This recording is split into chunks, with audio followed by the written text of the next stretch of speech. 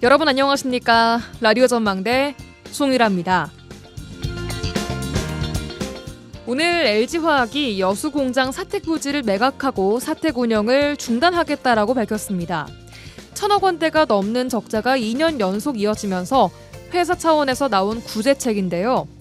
석유화학업계의 심각한 위기 상황 이후 정부의 산업위기 선제대응지역 지정, 사택 매각으로 이어지는 수순, 어찌 보면 당연해 보입니다.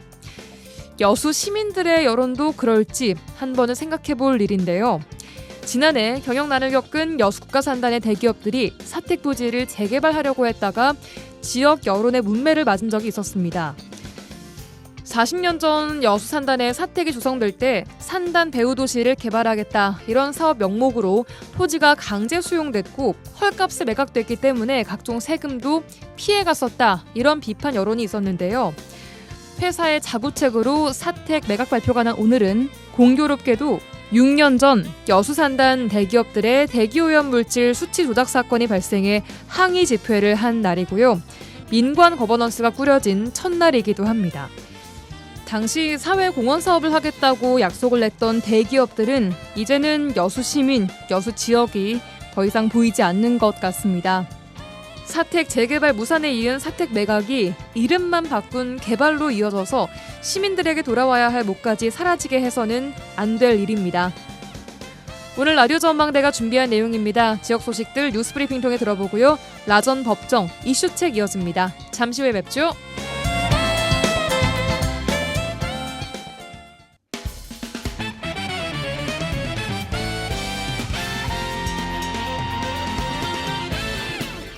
라디오 전망대 5월 7일 수요일 순서 출발합니다. 지역 뉴스부터 정리해보죠. 뉴스브리핑 GBS 뉴스의 차범준 편집국장 연결합니다. 안녕하세요. 네, 안녕하세요. 첫 뉴스는 여수시 문화원 관련된 소식입니다. 여수시 문화원은 이 향토 문화를 계승하고 또 현대 문화와 접목시키는 역할, 또 시민 대상으로 하는 평생교육 및 문화학교를 운영하는 등의 활동을 하고 있는데요. 지난해 문화원의 원장 선거 관련해서 잡음이 있었습니다. 이를 이유로 여수시가 문화원 보조금 지급을 중단했는데요. 이를 두고 문화원 측에서 여수시가 정치적인 이유로 문화원을 대상으로 한 옹졸한 문화행정을 펼치고 있다. 이런 비판을 냈네요.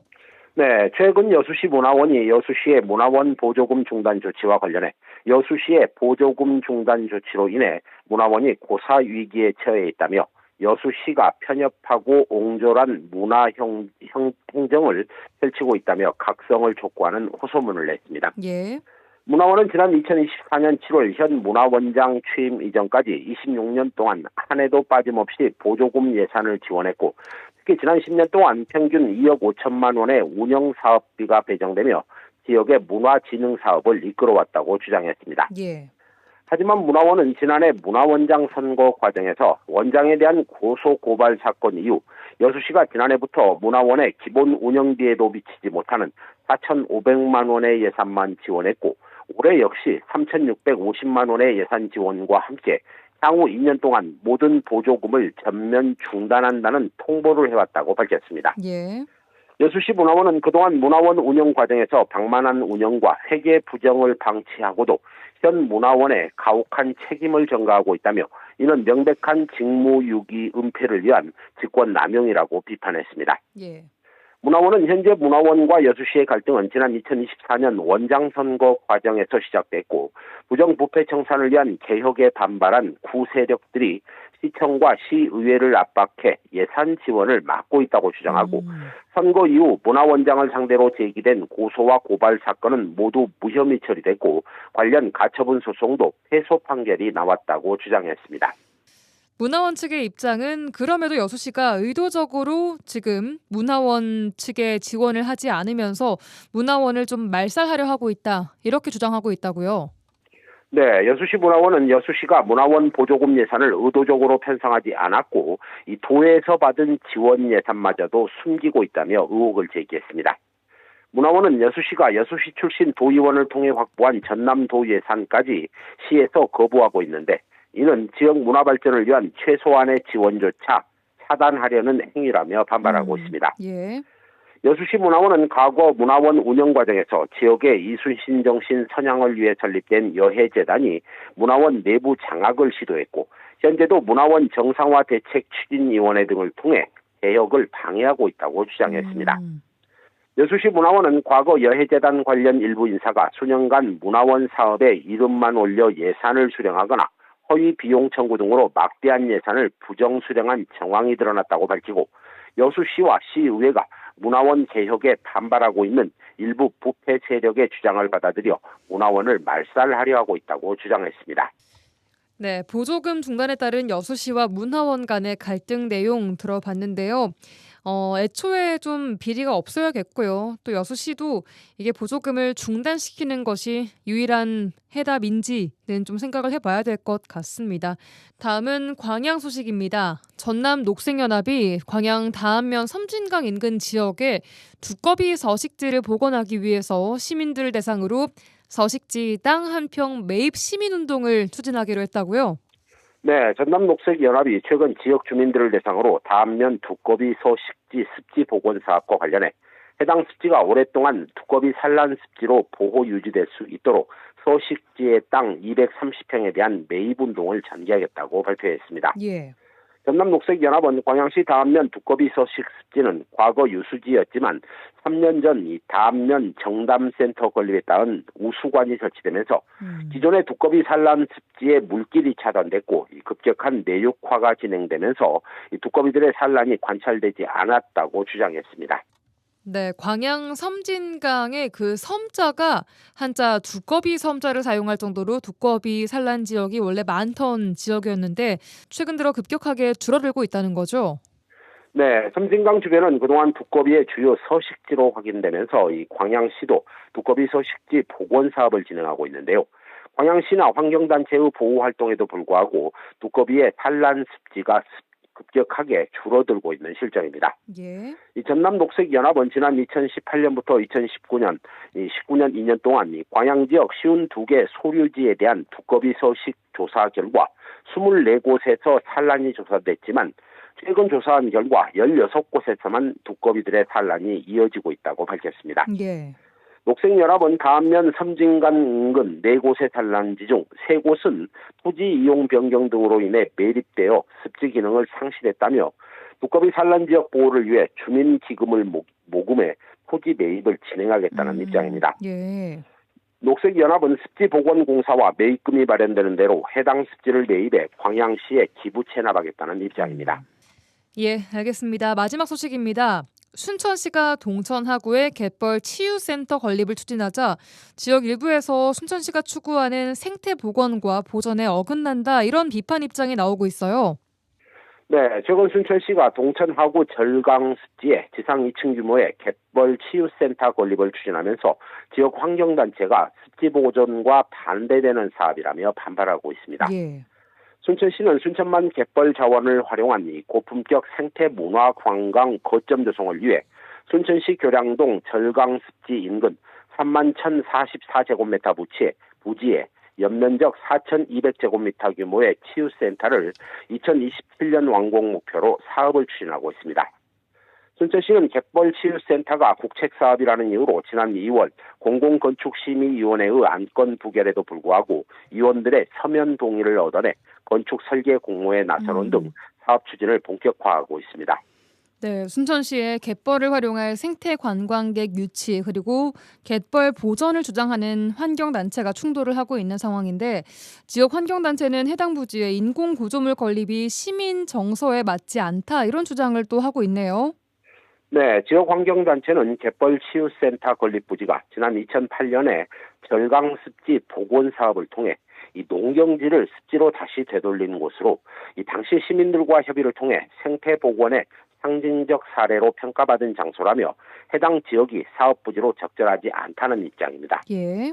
이 사업 추진과 관련해 순천시는 언론을 통해 순천에 오래 머물 수 있는 질 좋은 여행이 필요하고 생태관이나 문화관, 스카이큐브 등 주변과 접근성이 좋은 위치에 생태 관광의 거점으로 갯벌 치유센터의 건립 사업이 꼭 필요하다는 입장입니다. 여기까지 듣겠습니다. 뉴스브리핑 GBS 뉴스의 차범준 편집국장이었습니다. 고맙습니다. 네, 고맙습니다.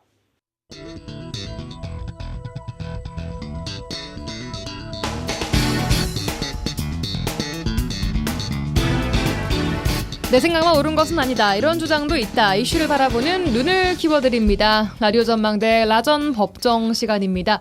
오늘도 두 분 변호사와 함께하겠습니다. 이결아, 송하진 변호사 어서 오세요. 네, 안녕하세요. 안녕하십니까. 네. 가정의 달을 맞이하여 연휴 잘 보내셨습니까? 네, 열심히 잘 보내고 있습니다. 어린이날은 진행형인가요? 어린이날은 넘겼고 예. 이제 또 어버이날이 남아 있죠. 그렇죠. 끝날 때까지 끝난 것이 아닙니다. 앞으로도 노력을 해야죠. 무슨 뭐 넘어야 될 산 같은 건가요? 그렇게 생각할 수도 있고 즐겁습니다. 즐겁게 보내고 이 있습니다. 변호사님은요? 아니 잘 보내고 있습니다. 예. 그냥 이제 무탈해야 되는데 나라가 좀 시끌시끌해가지고 그것이 조금 걸리네요. 예, 가정의 달 뭔가 평화롭고 좀 네. 약간 행복하고 막 해피해야 하는데 네. 지금 오늘 다뤄볼 내용들은 또 그렇지가 맞아요. 않습니다. 자, 하나하나 다뤄보도록 하죠. 먼저 화재 판결입니다. 오늘 화재 판결은 화재 사건으로 좀 정리를 해볼까 하는데요. 최근 이슈가 있었던 SKT 유심 정보 해킹 사건 이야기 가져와 봤습니다. 두 분은 혹시 이 통신사 쓰고 계세요? 아니요, 저희는 쓰고 있지는 않는데 주변에 든다. 워낙에 많은 분들이 그렇죠. SK 쓰고 있어서 예. 큰일이죠. 피해 규모가 어마어마하더라고요. 정리부터 좀 해볼까요? 예, 일단 유심 정보 해킹 사태로 2,500만 명 가입자의 정보가 유출됐을 가능성이 지금 나오고 있어서 굉장히 사회적으로 큰 혼란이 있습니다. 우선은 지금 유심 정보가 해킹이 됐다. 그리고 피해자의 수가 2,500만 명 정도 된다. 이게 지금 확인된 사실이고 이 정보가 유출돼서 2차적인 피해까지 나왔는지 여부는 아직 뭐 명확하게 지금 나오고 있는 이야기는 없지만 예. 그럴 수 있는 가능성이 열려 있다라는 거잖아요. 예. 그렇기 때문에 피해자도 지금 너무 많고 이 사회적으로 파장이 어마어마한 그런 상황입니다. 예, 이게 뭐 지금 우리 정보가 어디까지 얼만큼 유출이 됐는지 확실히 알 수는 없습니다만 이런 것 때문에 앞으로 발생할 2차 피해에 대한 우려가 굉장히 좀 커지고 있는 또 불안감도 커지고 있는 상황입니다. 어떤 피해들이 지금 우려되고 있는지 정리를 좀 해볼까요? 아무래도 이제 많은 분들이 우려하시는 부분은 이 유심칩이 이제 해킹이 당해서 이거를 복제해서 마치 내가 아니지만 누군가가 나의 정보를 이용해서 내가 그 활동을 하는 것좀 사용할 수 있는 거 그 부분을 가장 이제 우려를 하고 그로 인한 어떤 금전적인 피해로까지 이어지는 것들에 대해서 우려를 하는데 지금까지 이제 발표된 어떤 조사 결과를 보면 이번 해킹의 핵심이 가입자 인증 서버라고 하는 HSS가 침투를 당했다고 합니다. 맞아요. 예, 이 서버에는 그 유심에 저장된 가입자 식별 번호하고 가입자 인증키 이런 걸 관리하는 서버인데요. 그리고 또 SKT 망을 사용하는 모든 단말기에 이제 신분증 역할을 한다라고 이해를 하면 된다고 하더라고요. 예. 근데 이제 뭐 그나마 다행인 것은 단말기의 고유 식별 번호 이것은 이 HSS에서 관리되는 것이 아니라고 해요. 그래서 그것은 유출이 되지 않았다. 그래서 뭐 이제 전문가들 중에는 그런 고유 식별 번호가 인출되지 않았기 때문에 뭐 이제 한간에서 걱정하는 그런 뭐 이제 유심을 복제해서 어떤 그런 이제 더 2차 피해로까지는 이어질 가능성은 뭐 이렇게 크게 높지는 않다라는 이제 그런 이야기들도 나오고는 있습니다. 그럼에도 뭐 불안감이 맞죠. 완전히 이게 뭐 불식되기는 맞습니다. 어려운 상황이고 많은 분들이 유심을 뭐 교체하느라고 줄을 서서 대리점 앞에서 막 몇 시간씩 기다리고 하는 사태가 뭐 벌어지고 있습니다. 자, 이번 유심 해킹 사태 범인이 누구인지 밝혀지지 않은 거죠? 예, 아직까지 밝혀지지 않은 것으로 이야기들이 전해지고 있어요. 지금 SKT 유심 정보 유출 사태에 대해서 조사는 계속되고 있는데 예. 뭐 해커가 흔적이 잘 남지 않는 악성 코드를 사용해서 추적이 쉽지 않을 수 있다 이런 분석들이 지금 계속 나오고 있습니다. 그래서 민관 합동조사단이 지금 악성 코드 8종의 유입 시점과 발견 장소 등을 살펴보고 있는데 뭐 이 결과에 대해서는 아직은 뭐 발표를 하지 않고 있고 아직 확인하고 있는 사안이다. 예. 이 정도로만 지금 답변을 하고 있습니다. 그렇습니다. 관련해서 고발과 또 손해배상 소송도 이어지고 있는데 먼저 만약에 SKT가 정보 유출을 알고도 고객들에게 좀 늑장 대응을 한 것이라면 어떤 책임을 좀 져야 합니까? 일단 이 사건과 관련해서 저희가 살펴봐야 될 법률은 개인정보보호법인데요. 예. 이제 개인정보보호법의 39조에 보면 손해배상 책임 규정이 있어요. 예. 여기 보면 이제 정보 주체는 우리 이제 가입자들을 생각하시면 돼요. 정보 주체는 개인정보 처리자, 이제 SKT겠죠. SK텔레콤이 이 법, 그러니까 개인정보보호법을 위반한 행위로 인해서 손해를 입으면 이제 손해배상을 청구할 수 있는데요. 다만 이제 SKT가 그 고의 또는 과실이 없었다. 예. 이러한 해킹 사태와 관련해서 회사에는 고의와 과실이 없었음을 입증하게 되면 책임을 면할 수 있는 것이고요. 예. 그러니까 우리가 이게 중요한 이유는 뭐냐면 기본적으로 손해배상을 청구할 때는 손해를 입었다고 주장하는 측에서 예. 그 손해를 발생하게 돼 어떤 그런 걸 입증해야 될 책임이 있어요. 그런데 예. 이 개인정보보호법에는 이제 별도의 규정을 두어서 이 개인정보 처리자가 자기에게 고의나 과실이 없었음을 입증하지 못하면 책임을 지도록 이런 규정을 두었습니다. 그래서 뭐 늦장 대응뿐만 아니라 만약에 늦장 대응을 해서 더 피해를 키웠다면 예. 말할 게 없겠죠. 예. 그러한 거에 어떤 고의나 과실이 있었다라고 한다면은 손해배상 책임을 지게 될 수밖에 없습니다. 그리고 예. 질문해 주신 내용은 늑장 대응에 관련된 내용만 말씀을 하셨는데요. 예. 사실은 이런 손해배상 관련된 부분은 뭐 유출이 됐는데 늦게 대응을 했다. 뭐 이것보다도 유출되지 않게끔 원래 그 잘 사전에, 대비를 해야 될 예. 의무가 있는 거잖아요. 그 부분에 대해서 책임을 묻는 것이기 때문에 일단 일정 부분 책임을 져야 된다라는 거, 통신사가 책임을 져야 된다라는 건 예. 뭐 이견이 없는 사실입니다. 예, 오늘 뭐 사고 19일 만에 SKT 최태원 SK그룹 회장이 해킹 사고에 대한 대국민 사과를 하고 또 문제 해결에 최선을 다하겠다 이런 입장을 밝혔습니다. 자, 그럼에도 집단적으로 지금 손해배상 청구 소송에 나선 사람들도 나오고 있는데 개인정보가 단순히 유출됐고 아직 2차적인 피해가 없다고 가정을 했을 때 손해배상액은 이건 어떻게 책정을 해야 될까 하는 부분도 문제가 되고 있어요. 사실 2차 손해가 없었으니까 실질적으로 피해 본 게 없지 않느냐 이런 질문을 예. 하실 수도 있는데 그렇지 않죠. 제가 통신사에 제공한 정보가 어떤 형태로든 유출되지 않게끔 그걸 막아야 될 조치를 해야 되는데 그걸 허술하게 해서 내 정보가 다크웹이라든지 인터넷상에서 돌아다닌다. 그리고 예. 불특정 다수에게 유포가 됐다라고 하는 것 자체가 지금 손해일 수 있어요. 그래서 그 개인정보보호법도 2015년에 개정이 됐는데요. 그 내용을 보면 실질적인 피해가 없더라도 개인정보 유출 자체로 인한 정신적 손해를 청구할 수 있습니다. 그래서 최대 300만 원까지 청구가 가능한 상황이기 예. 때문에 2차 피해가 없었다고 하더라도 유출됐다는 사실 자체만으로도 최대 300만 원까지 손해배상을 청구할 수 있는 그런 상황으로 보시면 되겠습니다. 그럼 지금 상황도 일단 피해가 없지만 정보가 유출됐다는 것은 확실한 사안이기 때문에 맞습니다. 이걸 그렇죠. 가지고 손해배상 청구를 할 수 있는 사안인가요? 그렇죠. 피해가 없다라고 하기보다는 유출로 인한 2차 피해가 없는 것이지 확인되지 않은 것이지 유출된 것 자체가 피해이기 피해다. 때문에 그것에 맞습니다. 대한 손해배상 청구는 어허. 가능하다 이렇게 이해하셔야 되겠습니다. 예. 방금 송 변호사가 말한 게 39조의 2에 이제 2015년에 신설이 됐어요. 그래서 그 정보 처리자의 고의 또는 과실로 인해서 개인 정보가 분실, 도난, 유출, 위조, 변조 또는 훼손된 경우에는 300만 원 이하의 범위에서 상당한 금액을 손해액으로 해서 배상을 청구할 수 있다라고 되어 있습니다. 물론 이 경우에도 예. 개인 정보 처리자가 나에게 고의 또는 과실이 없음을 입증하면 책임을 면하게 되는 것인데요. 이 사건 같은 경우에는 아마 뭐 이러한 해킹에 대한 원인을 이제 찾아야 될 것인데 그 과정에서 이걸 사전에 대비할 수 있었느냐 뭐 이런 부분이 아마 이제 SKT의 책임 여부로 이어질 것 같아요. 그래서 고의 또는 과실이 벗어날 수 없다라고 하면 그래서 지금 일부 뭐 이미 손해배상 청구를 제기했다라는 이제 사례가 지금 나오고 있잖아요. 그래서 만약에 근데 2차 피해가 이미 그냥 이제 2차 피해가 없는 걸 전제로 손해배상이 들어갔다가 실제로 2차 피해가 발생합니다. 그러면 이제 청구 금액을 변경할 수 있습니다. 늘어날 수 네, 있는 맞습니다. 거죠. 네. 예. 이게 정말 통신사가 얼마나 많은 개인정보를 가지고 있겠습니까? 그렇죠. 이런 것들을 잘 보호하는 것 또한 그들의 책무인 건 당연한 것인데 일단 이런 사태가 터져버려서 이에 대한 손해배상도 이어지고 있는 상황입니다. 자, 일부 보도를 보니까 SKT가 가입한 손해배상 책임 보험의 배상 최고 한도액이 10억 원이다 이런 말이 나오고 있는데 뭐 굉장히 또 다 보상을 하기에는 큰 금액은 값없이 아니라고 모자랄 수 있죠. 생각됩니다. 이 한도액만큼 일단 손해배상액을 지급을 하고 나면 SKT는 손해배상 책임이 뭐 없어지는 거예요? 이건 아니, 어떻게 이 되는 거예요? 부분을 많이 헷갈려들 하시는 예. 것 같은데 그렇지 않고요.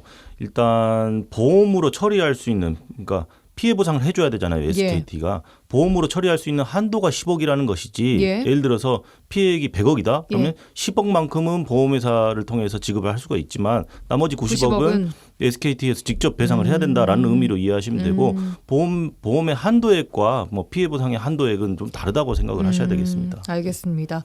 또 징벌적 손해배상에 대한 이야기도 나오고 있는데 이 징벌적 손해배상 그냥 손해배상이랑 뭐가 좀 다른 거죠? 징벌이라는 것은 이제 벌을 가한다는 얘기잖아요. 그러니까 우리가 손해를 배상한다라는 거는 어떤 사람의 행위로 인해서 피해가 발생했을 때 그 손해를 이제 배상하는 개념인데 이거에 이제 어떤 벌을 주는 의미가 가미된다라고 보시면 되거든요. 징벌적 손해배상이. 그래서 우리나라에서는 뭐 외국의 사례에서와 같이 뭐 20배 뭐 아니면 그 피해액의 100배 이상의 어떤 징벌적 손해배상 이런 거 인정은 되진 않지만 그래요? 이 개인정보보호법에 보면은 이 규정도 신설이 됐습니다.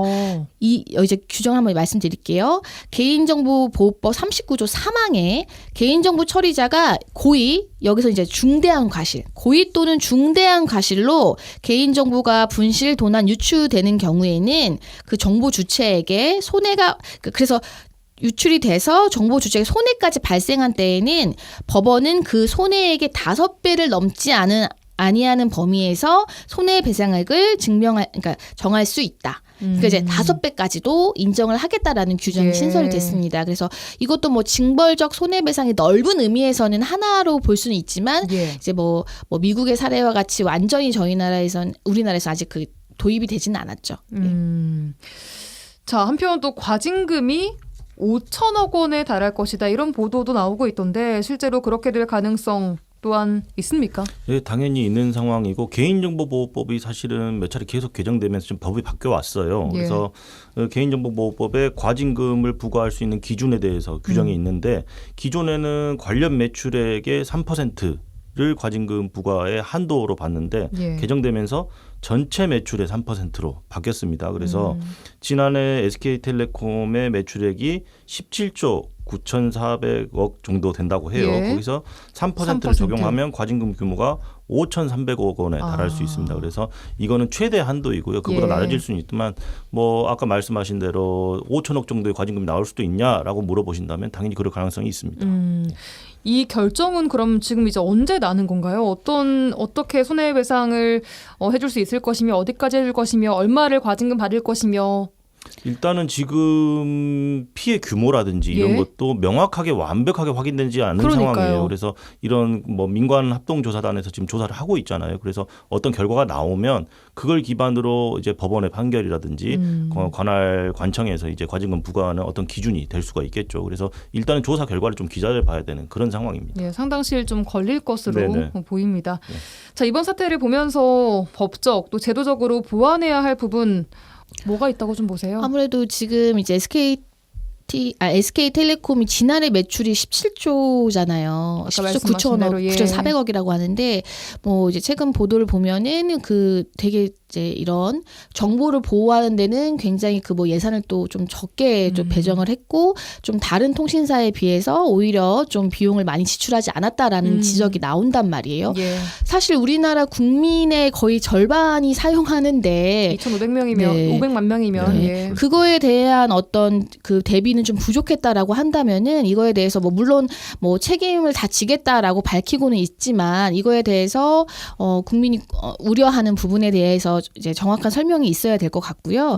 앞으로는 이게 이제 나중에 발생하고 뭐 과징금을 부과하고 관련자들 형사처벌하고 뭐 이런 것도 중요하겠지만 그건 이미 사후에 해결하는 방법이니까 사전에 이런 부분에 대해서 더 많은 어떤 대비를 할 수 있는 그런 것들이 더 강화돼야 될 필요가 있습니다. 지금 법률 규정들은 어떤 사고가 발생하고 유출 사고라든지 어떤 사태가 발생하면 사후에 그것을 어떻게 처벌을 하고 책임을 물을 것인가에 대해서 좀 집중이 되어 있는 것 같아요. 그래서 이렇게 SK텔레콤처럼 굉장히 천문학적인 액수의 매출을 올리고 다양한 그 굉장히 다수의 사람들의 개인정보를 처리하는 기관이지 않습니까?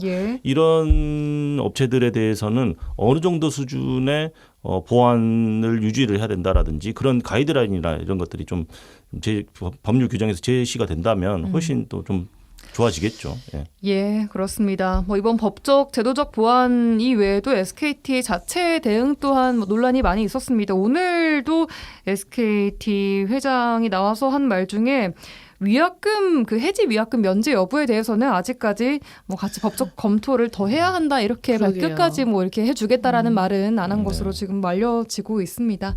자, 이번 사건으로 피해를 입으신 전국에 있는 2,400만 명의 이용객들 마음이 똑같을 것 같습니다. 네. 어떻게 해결될지 좀 지켜봐야 될 것 같고요. 광고 듣고 와서 이어가 보도록 하죠. MBC 라디오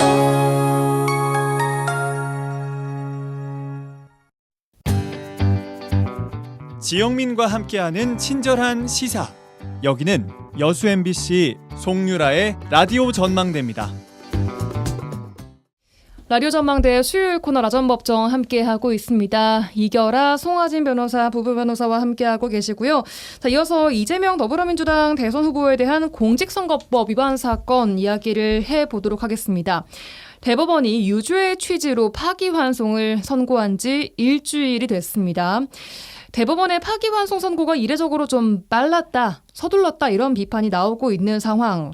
대선 전에 선고가 나오는 것이 아니냐 이런 분석들이 나오고 있는 와중에 오늘 서울고등법원이 애초 15일 다음 주 목요일로 예정돼 있던 첫 공판기일을 대선 이후인 6월 18일로 연기하기로 결정을 했습니다.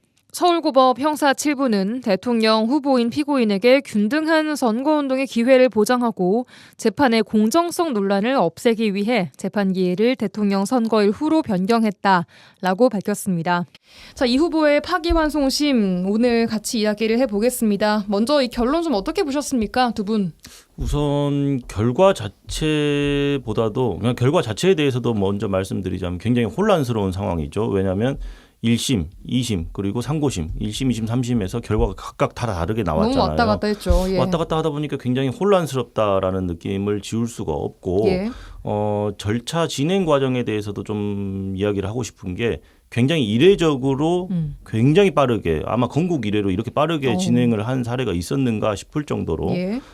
저도 법률가 생활을 하면서 이렇게 빠르게 진행된 것은 본 적이 없었거든요. 예. 그래서 굉장히 이례적으로 빨리 진행을 하지 않았는가라는 예. 생각이 들고 사실 이례적이라는 것은 결론이 어느 쪽으로 났어도 예. 뒷말이 나올 수밖에 없는 거잖아요. 그러니까 평상시 하던 대로 그동안 해왔던 것처럼 진행을 했다라면 결론이 어떻게 나왔든 한쪽이 승복을 할 수가 있었을 텐데 예. 이례적으로 이렇게 어떻게 빨리 처리한 것은 어떤 다른 의도가 있는 것이 아니냐라는 어떤 추측을 낳기에 충분하지 않는가 그런 생각을 해봤습니다. 예.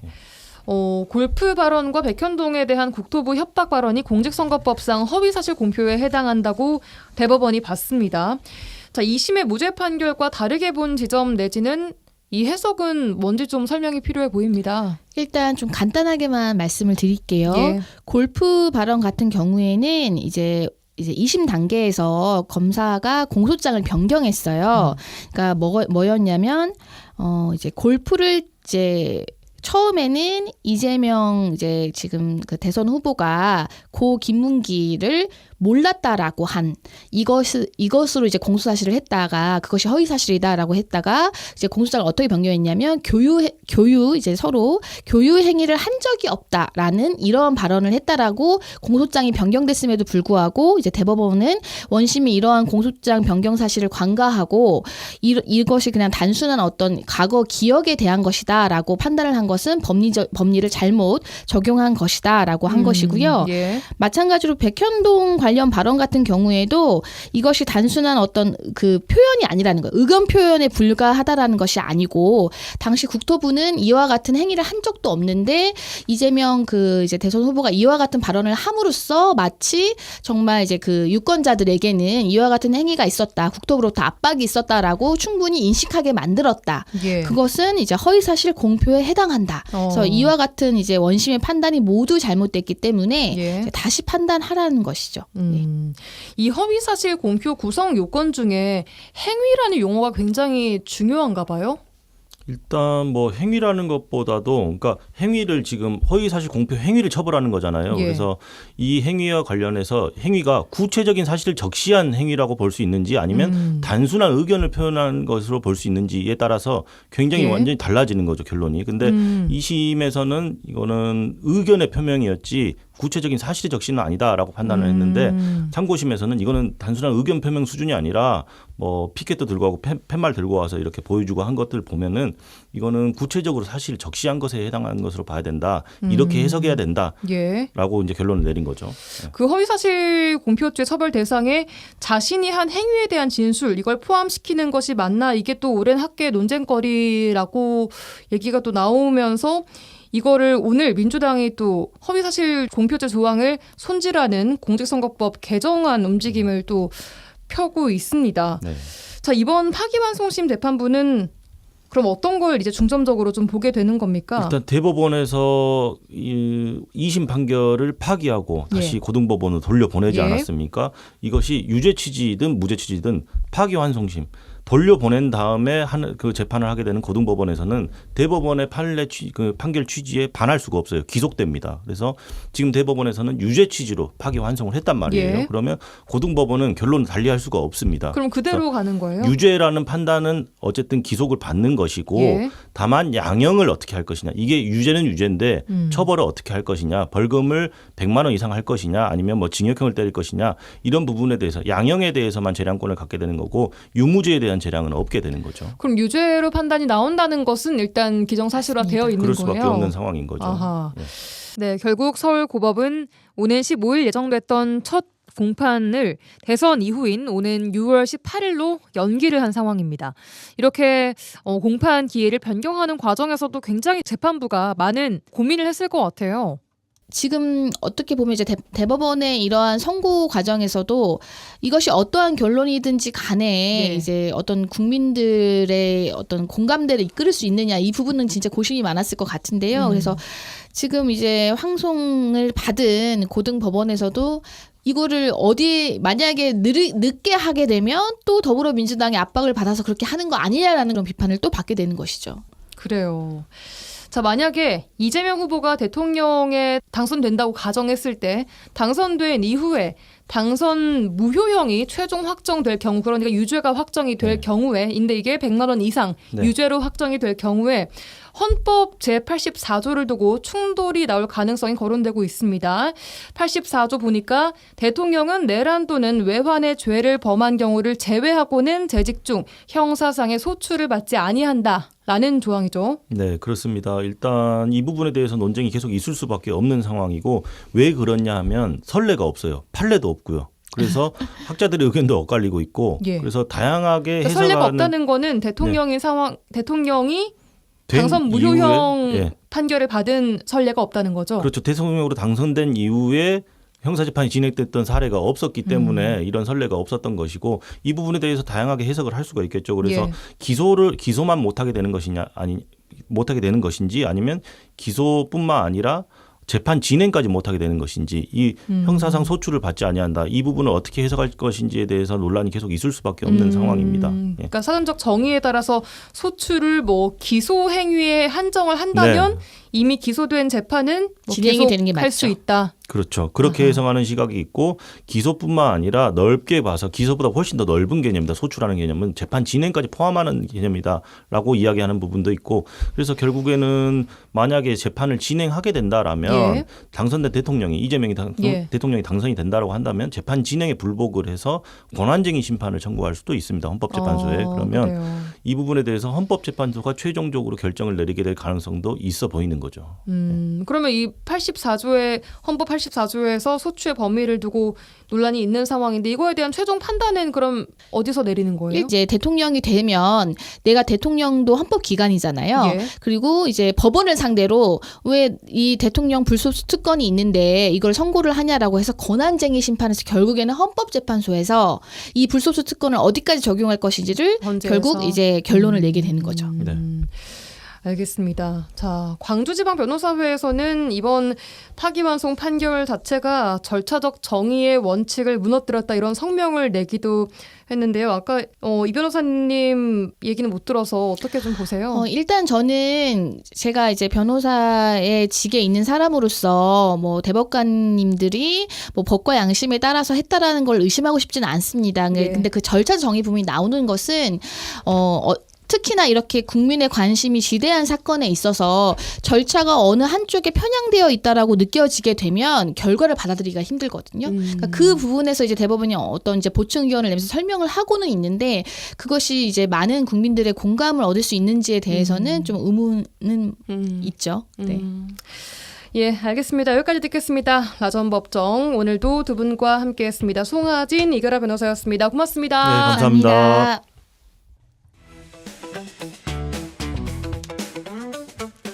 지역의 이슈를 직접 체크해드립니다. 이슈 체크. 이슈 체크 오늘은 이슈 체커 이미지 리포터와 함께하겠습니다. 안녕하세요. 네, 안녕하십니까? 오늘은 어떤 이슈 체크해볼까요? 네, 오늘의 이슈 체크. 여수 거북선 축제 뒷이야기 체크해봤습니다. 네, 지난 주말 동안 뭐 연휴이기도 했지만 여수 시내가 또 시끌벅적했습니다. 네. 지난 주말 제59회 거북선 축제가 열리면서 모처럼 원도심 지역에 활기가 아주 가득 돌았다고요? 네, 지난 3일부터 사흘간 여수 이순신 광장 일원에서 거북선 축제가 개최됐습니다. 올해는 첫째 날과 셋째 날 오천에도 불구하고요. 여수시 추산 22만 명의 방문객이 다녀갔습니다. 예. 올해는 특히 축제의 전반적인 사항을 거북선 축제위원회가 아닌 여수시가 직접 주관하면서 이전 축제와는 좀 다른 변화된 모습들이었습니다. 워낙 많은 인파가 한 곳에 몰린 축제이긴 했지만 그래도 사건 사고 없이 안전하게 잘 마무리가 된 것 같습니다. 네. 그래서인지 특히 올해 거북선 축제에 대한 종합적인 평가가 꽤나 좀 좋은 편이더라고요. 네, 맞습니다. 이 어린이날이 포함된 황금 연휴다 보니까요. 가족 단위 방문객이 많았습니다. 오전부터 저녁까지 관광객과 지역민들 발길이 끊이지 않았는데요. 이 첫날에는 오전부터 오후까지 좀 비가 오락가락 내렸는데 비가 왔어요. 네, 우비를 쓰고 행사장을 누비면서 이 체험 행사를 참가하는 모습이었습니다. 또 개막 공연은요. 무대 슬라이딩 방식으로 펼쳐진 대형 거북선의 등장과 또 해상 전투 재현, 또 공중 불꽃쇼 등 웅장하고 생동한 장면과 첨단 기술을 접목한 무대로 관광객들이 잊지 못할 감동과 역사적 메시지를 전달했는데요. 오호. 이번 특이하게 무대도 굉장히 컸고요. 또 공중에 선녀들이 이렇게 날아다녔어요. 아, 그래요? 네네네. 그래서 많은 분들이 굉장히 인상 깊게 본 장면 중에 하나였습니다. 그래요. 네, 또 다양한 프로그램 통해서요. 관광객과 시민들이 함께할 수 있는 참여형 콘텐츠로 호응을 얻는 평이었습니다. 올해 거북선 축제는 일단 좀 정돈된 깔끔한 축제였다 이런 평가가 좀 나오고 있고요. 네. 축제마다 문제가 돼왔던 노점상이 거의 없어서 일단은 좀 깔끔한 느낌이 들었다, 네. 좋았다 이런 평도 나오고 있더라고요. 네. 여수시에서는요 올해 축제를 준비하면서 이 콘텐츠 준비에도 만전을 기했지만 축제장 인근의 노점상 문제를 좀 선제적으로 단속해서요 각종 불법 행위를 사전 차단했습니다. 예. 보통 이 축제장 행사장 인근 도로마다 뭐 음식이나 뭐 소품, 장난감 이런 노점상 굉장히 많잖아요. 그런데 그런 시설들로 도로 혼잡이나 안전사고 발생 높아지는데 이런 것들 좀 미리 단속을 했던 겁니다. 예, 작년의 경우를 좀 보면요. 거북선 축제장 인근에 불법 야시장이 세워지면서 이것도 큰 문제였거든요. 네, 저희가 그때도 한번 방송을 했었거든요. 예, 네. 여수시가 골머리를 앓으면서 올해는 선제적으로 조치를 했던 건데 이로써 결과적으로는 지역 상권에 좀 힘이 됐다고요. 네, 축제장 내 음식을 판매하는 야시장 부스를 운영하지 않고 진남산과 차 없는 거리에 프리마켓을 조성해서 인근 상권 활성화를 이끌었습니다. 예. 상권 연계 행사와 상인들의 자발적인 이벤트로 상가 일대 활기를 불어넣었는데요. 오랜만에 진남 상가에 젊은 인파들이 모여서 축제 분위기가 났다고 합니다. 그 길이 원래는 진짜 평소에는 너무나도 한산했죠. 그렇죠. 원도심이다 맞습니다. 보니까 저희가 뭐 관광객이 오더라도 진남관 바로 밑에 있는 그런 로타리를 그렇죠. 네. 중심으로 요 끝에 네. 있는 데만 좀 이렇게 북적북적하지. 뭐한 블록 정도만 맞아요. 네, 그쪽만 젊은 사람들 많이 다니는데 이번에는 프리마켓을 일명 그 교동 오골이라 해서요. 그 네. 오골이까지 쭉 프리마켓을 연결했어요. 굉장히 오. 많은 프리마켓이 왔는데요. 그 끝까지 가다 보니까 인파들이 처음부터 끝까지 모두 왔다 갔다 할 수 있는 거리를 만든 겁니다. 거기 차 없는 거리를 이용을 해서 네.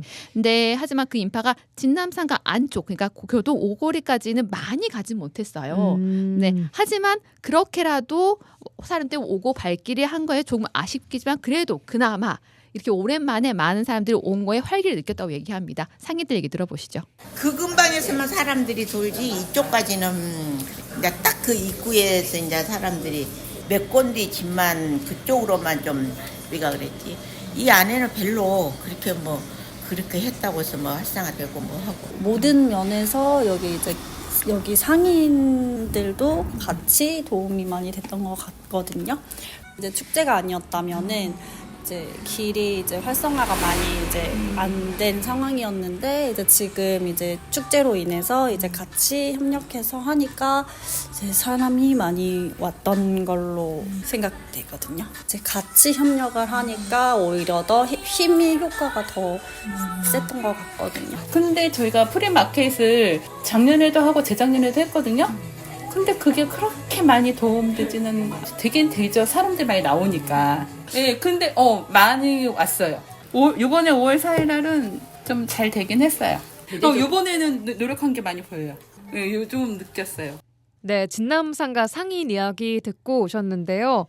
오랜만에 느끼는 활기에 네. 참 좋았다고 말씀 주셨습니다. 네. 여수를 찾은 인파에 비해서 많진 않았지만 이번 행사 진행의 변화로 관광객들이 여수 진남상가 안쪽까지 그래도 발길을 좀 들여놓을 수 있는 기회가 네. 됐다는 것에 큰 의미가 있었던 것 같습니다. 네. 자, 그런데 야시장을 이번에 운영하지 않은 것 관련해서 애초에 야시장 계획이 있었는데 여수 진남시장 상인회에서 여기에 대한 민원으로 야시장이 열리지 못했다. 이런 이야기 좀 소문들이 돌았거든요. 네. 이건 어떻게 된 건가요? 한간에 이런 이야기가 있었습니다. 매년 그러듯 여수시에서 야시장을 축제 인근에 계획을 했었는데 이 계획에 대해서 진남상가 상인들이 반발해서 계획을 무산시켰다라는 이야기가 나돌았는데 전혀 사실이 아니었습니다. 지난해 문제가 됐던 불법 야시장으로 인해서 여수시에서 거북선 축제 계획 단계에서부터 이 야시장을 아예 배제를 했었던 겁니다. 그래서 원도심 활성에 초점을 맞추고 또 불법 노점상 원천 차단을 위해서 이 상간의 프리마켓 설치 계획을 여수시에서 진남상가 상인회에 먼저 제시를 했다는 겁니다. 그래서 이후 진남상가 상인회가 회의를 거쳐서 이 프리마켓을 설치한 겁니다. 그러니까 원래 하겠다고 했는데 상가 상인들이 우리 상권 때문에 야시장 안 돼요 한 게 아니라 아니었습니다. 애초에 기획 단계부터 네. 여수시가 먼저 상인회 연락을 해서 제가 이런 계획이 있어서 프리마켓 열려고 합니다. 그리고 야시장은 하지 않겠습니다. 네, 맞습니다. 이렇게 먼저 여수 계획을 한 거였습니다. 여수 진남상가 상인회 임정남 상공장 인터뷰 들어보시죠. 전혀 그런 건 없었습니다. 제가 알기로는 여수시 방침이 작년에 그 음식 부스 하면서 불법 노점 싸움도 하면서 올해는 아예 음식 부스도 안 한다. 푸드트럭도 안 한다. 그래서 그것을 주변에 뭐 자수형 음식 문화 거리라든지 저 진남상 안에 있는 음식점을 사용을 하고 그 대신 이제 종포해강공원에서 프리마켓 했던 것을 여수 진남상가로 프리마켓을 한다. 그렇게 저희들이 들었고 그런 간담회도 한번 했었습니다. 시에서 안 한다는 것을 저희들이 문서로도 봤었고.